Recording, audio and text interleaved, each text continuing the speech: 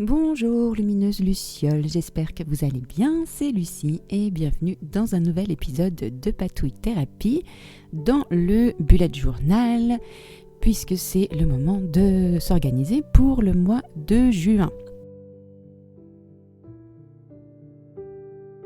Pour cette mise en page du mois de juin, j'ai décidé de partir sur un thème potion magique et un thème arc-en-ciel au crayon de couleur.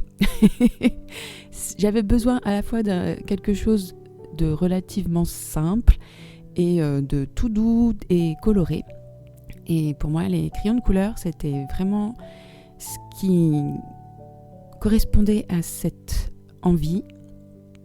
Et j'en profite tout de suite pour vous dire que j'en ai fait un imprimable. Donc toutes les pages que je vais faire dans la vidéo, vous pouvez les retrouver sur la petite boutique Etsy qui a réouvert.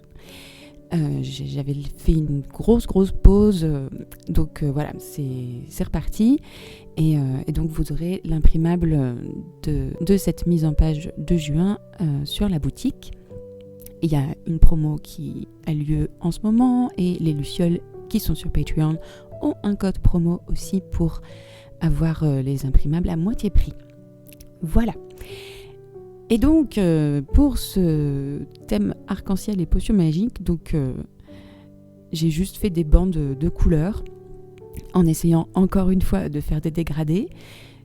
Ça marche un peu mieux au crayon de couleur, mais bon, je ne suis pas encore une experte. C'était pas compliqué, c'était juste, j'allais dire chronophage, puisque c'est juste que ça prend du temps en fait de colorier avec des crayons de couleur, mais en même temps c'est tellement tout doux et pas compliqué qu'on peut vraiment se mettre encore une fois dans un état méditatif qui permet de se poser et de pas trop réfléchir et de pas se prendre la tête. Et il y a vraiment cette histoire de, comme dit Anne-Marie Jobin, je crois, de chromothérapie. Et ça fait vraiment du bien. Donc je me suis bien amusée avec ce thème.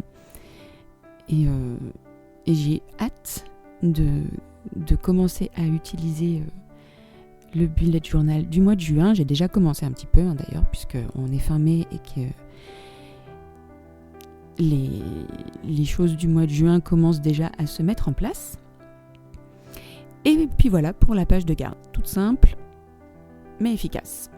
Et donc maintenant, c'est parti pour le reste des pages qui vont être les mêmes que les mois précédents, avec, pour commencer, donc le suivi des humeurs, que j'ai un tout petit peu remodelé en termes de mise en page, parce que jusqu'à présent, je faisais le suivi des humeurs et sur la même page, j'intégrais des suivis d'habitude. Mais là, déjà, j'avais envie de dessiner des potions magiques, enfin des bocaux de potions magiques pour faire mon suivi des humeurs. Donc ça aussi, c'était un peu chronophage, mais à la fin, je savais super bien dessiner les petites bouteilles. Donc j'en ai dessiné 30 et j'ai ajouté plus de comment on va dire ça, de cases pour mes humeurs. Jusqu'à présent, j'en faisais 4. C'était pas très nuancé. C'était bien, bof, triste et en colère. Et là, j'en ai mis beaucoup plus. Juste pour voir si ça va, pour voir si j'ai envie de continuer comme ça et voir si ça me fait du bien d'apporter de la nuance dans mes humeurs. Et puis sur la page de droite, j'ai mon calendrier vertical pour voir en un coup d'œil en fait tout ce qui va se passer dans mon mois de juin, et j'ai divisé en fait la page, le calendrier en deux, comme ça je peux écrire une ligne par jour et les événements du mois de juin en face. Et ça, c'est une mise en page qui me correspond bien. Je trouve que c'est cohérent, donc voilà, je continue comme ça. Et puis maintenant, c'est parti pour l'arc-en-ciel, tout simplement avec les crayons de couleur.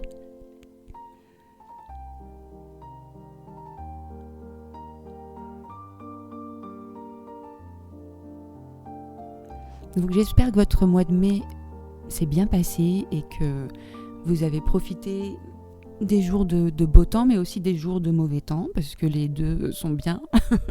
Moi j'aime, je l'ai déjà dit, mais je préfère quand il pleut. Je sais pas pourquoi. Je pense que c'est parce que ça me culpabilise moins si j'ai pas envie de sortir, par exemple. Au moins, quand il pleut, je me sens moins coupable.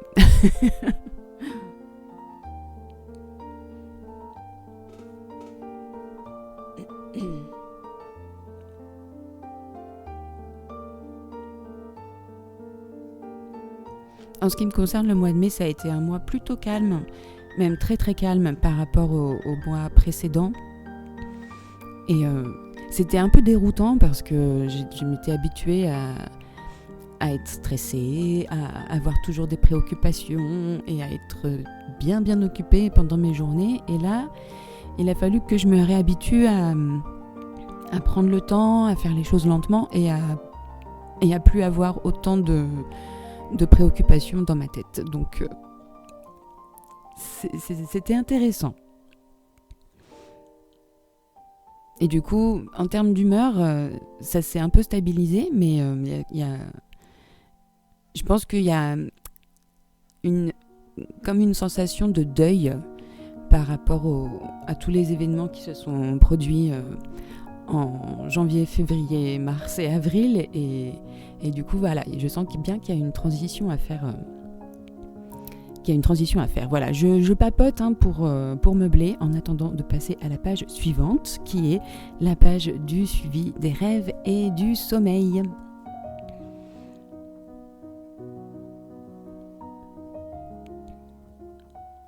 Donc le suivi des rêves dans ce journal, en tout cas, c'est très simple puisque c'est en fait un suivi d'humeur des rêves. J'en ai déjà parlé dans les vidéos bullet journal des mois précédents. Et ça me plaît vraiment bien d'avoir ce petit suivi. Et si j'ai envie d'écrire plus en détail les rêves que j'ai faits, j'ai un journal qui est dédié à ça. Et donc là, dans ce bullet journal, c'est juste est-ce que c'était un rêve bizarre, effrayant, drôle, triste, et puis voilà. Donc j'ai fait juste un graphique, un suivi en cercle, avec une petite potion magique à l'intérieur, bien sûr.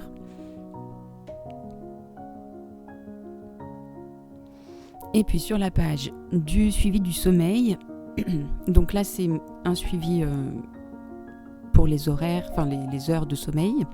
Et j'ai ajouté, et là c'était très très long aussi à faire, je ne sais pas pourquoi je me suis compliqué la vie comme ça, j'aurais pu faire beaucoup plus simple, mais j'ai ajouté une petite case pour savoir pour évaluer la qualité du sommeil. Parce que je me rends compte que des fois j'ai beau pas beaucoup dormir, malgré tout je me sens bien ressourcée. Il y a des nuits que je trouve efficaces, où je dors 5 heures et j'ai la patate, et il y a d'autres nuits où je dors 8 heures et je suis encore plus fatiguée que quand je me suis couchée. Donc ça peut être intéressant d'avoir juste ce petit questionnement, est-ce que je me sens reposée, voilà, juste pour noter la qualité du sommeil.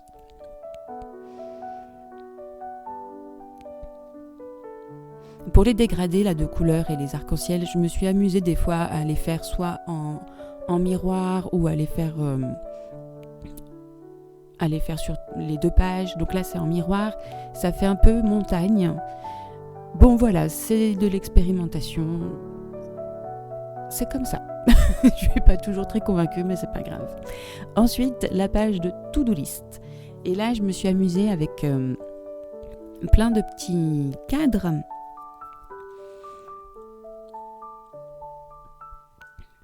pour avoir une manière plus...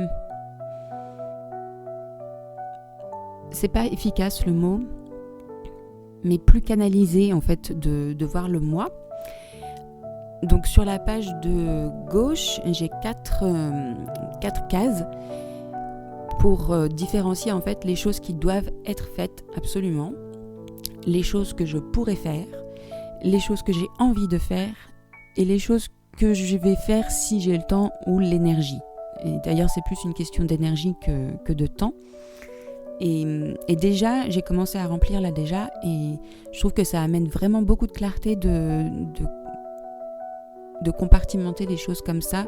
Ça permet de prioriser, ça permet d'avoir des actions plus canalisées.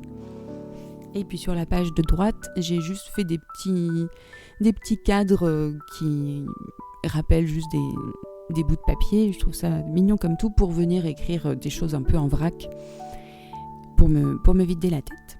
Mais voilà, l'idée c'était pas forcément d'avoir une liste énorme de tâches, mais de canaliser mon énergie pour réussir à faire les choses qui sont importantes et pour moi et pour ce que je contribue à faire. Voilà.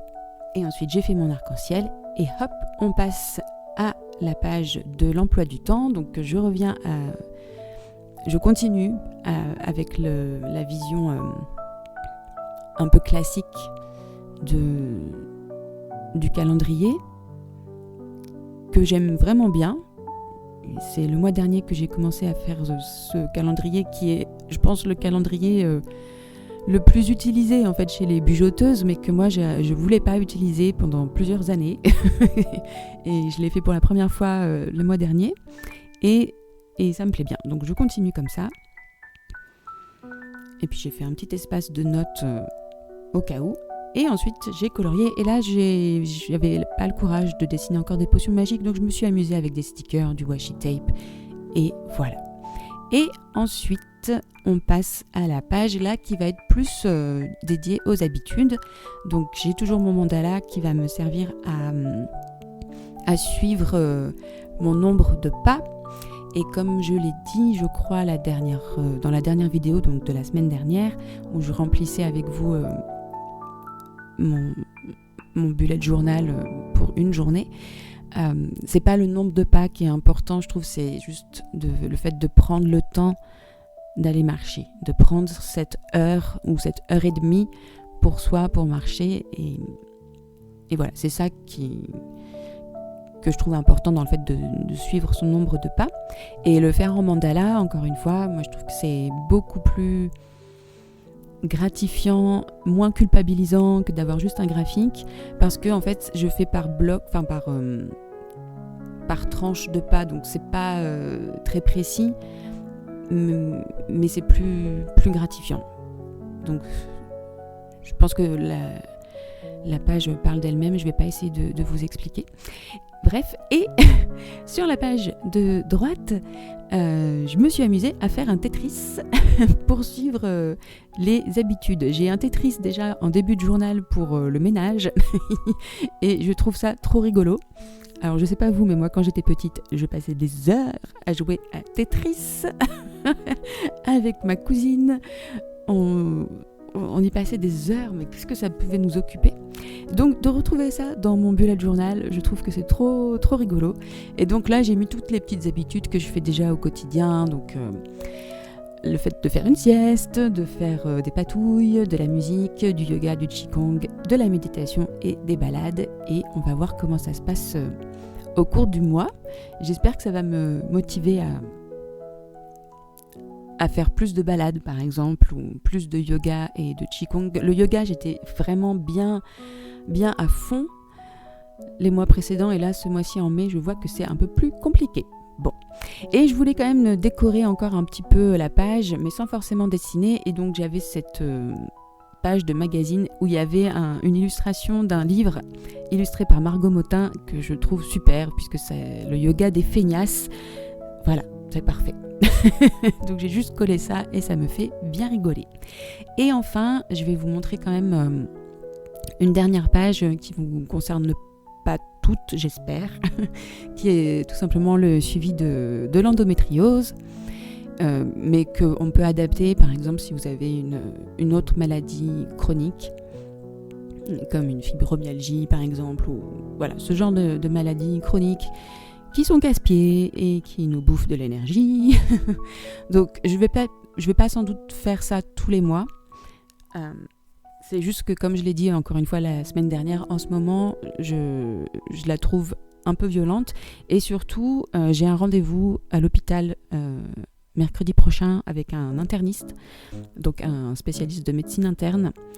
Et en fait, je voulais avoir des éléments en fait, de discussion, des relevés, des données en fait, statistiques concrètes à lui montrer parce que, bon, ok, j'ai une endométriose, mais je soupçonne qu'il n'y a pas que ça. Je suis même quasiment certaine qu'il n'y a pas que ça du tout. Donc voilà. Et alors, le fait d'avoir ce genre de suivi aussi, ça peut remettre de la conscience dans ce qui nous arrive. Moi, je sais que ça fait longtemps que je l'ai, cette endométriose, mais il y a des fois, je suis complètement dans le déni et je ne vois pas en fait que je galère parce que j'ai des symptômes qui sont clairement liés à l'endométriose. Mais enfin bref. Donc d'avoir ce suivi, ça permet aussi juste d'avoir de la conscience sur ce qui nous arrive, de pas paniquer non plus. Et puis ça permet aussi de faire de l'auto-empathie, tout simplement. Et c'est très important, l'auto-empathie, quand on a des maladies chroniques. Donc j'ai en fait listé tous les symptômes que je peux avoir dans ma vie d'endoluciole. Et je les ai classés par type de symptômes. Donc est-ce que c'est des symptômes gynéco, gastro-intestinaux, de vessie, mentaux, enfin au niveau de l'humeur, des symptômes aussi neuropsy, les douleurs chroniques, quel traitement je prends et enfin la qualité de vie. Et en fait, je vais juste mettre des points, faire des ronds, des petits points en fait. Et plus le symptôme est gros, plus le point est gros. Donc là, si je reprends le mois de mai, clairement en ce moment c'est la fatigue qui est énorme et donc ça fait des énormes points. Voilà, maintenant je vous laisse avec le flip-through.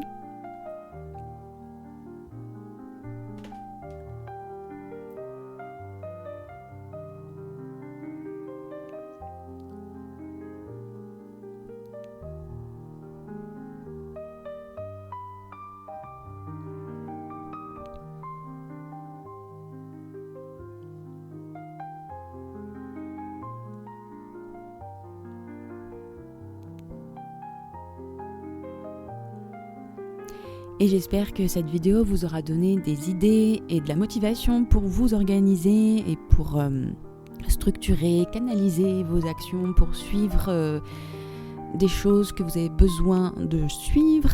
Un immense merci pour votre présence ici, Lumineuse Luciole. Prenez bien soin de vous et à très bientôt pour de nouvelles patouilles.